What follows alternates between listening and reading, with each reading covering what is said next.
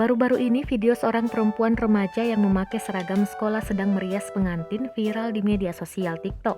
Rupanya perempuan yang bekerja sebagai makeup artist atau MUA itu masih duduk di bangku sekolah menengah atas atau SMA. Dia bernama Desi Savitri, siswi salah satu SMA negeri di kota Salatiga.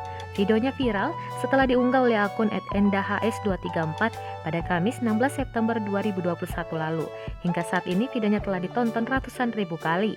Dalam unggahan tersebut banyak warganet yang memuji hasil rias Desi Savitri. Saat ini pekerjaan sebagai makeup artist atau MUA banyak digeluti di berbagai kalangan, termasuk Desi Savitri, siswi SMA kelas 3. Ia menyukai dunia rias sejak SMP kelas 3. Meskipun masih sekolah, Desi mengaku tak khawatir menjalankan pekerjaannya. Saat dikonfirmasi tribunnews.com, dia mengaku bisa membagi waktu belajar dan merias. Namun ketika jadwal rias bentrok dengan sekolah, dia mengaku akan meminta izin dan tetap mengerjakan tugas.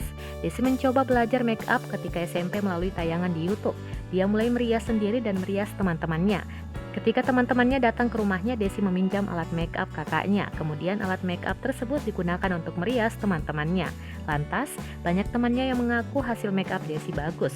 Melihat bakat sang adik, Enda Setiawati mengajak Desi untuk les privat.